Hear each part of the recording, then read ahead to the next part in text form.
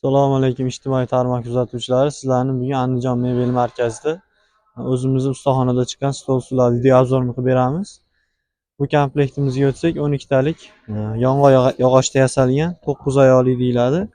Tepa qismlari shunaqangi chiroyli qilib bambu gullar o'yilgan, tepa qismlariga patinalar sepib yong'oq daraxti ishlab berganmiz. Orqa qismlari pardali bo'ladi.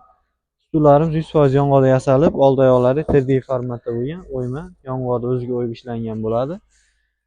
Tepa qismlarini shunaqangi chiroyli tuymali shestli qilib qo'yganmiz. O'tirish qismlari machalga qo'yilgan 12 sm, tepa qismlariga 3 sm machalga qo'yganmiz, mягкий qilib ishlab berganmiz.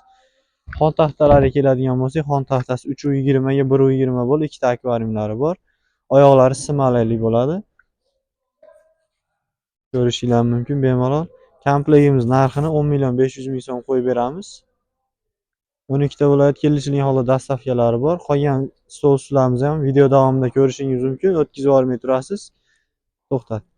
Hozirgi ko'rsatib o'tgan stol stulimizni xuddi shu variantini materialli qilib yasab berganmiz. Tepa qismlari, o'tirish qismlari bir xil material bo'lgan. Turetskiy gullarini o'rtaga olib kelib berganmiz. Bu materialimiz ozgina narxlarda farqi bo'ladi, chunki Turkiya mahsuloti bo'lganligi uchun. Ko'rishingiz mumkin. Tugmali kerak emas menga, materialli qilib bering deganlarga shu komplektni tavsiya qilamiz. Buni orqalari pardali, broshkali bo'lgan. Stulimiz 100% yong'oqda yasalib, yog'ochlariga ham e'tibor berib qo'yasiz. Yotoqliklariga bellari charchamaydi. Old oyoqlari 9 sm yog'ochlarga 3D formatda o'yib berilgan. Xon taxtasi ham 320 ga 120 bo'lib, ikkita chiroyli akvariumlar qo'yib berganmiz.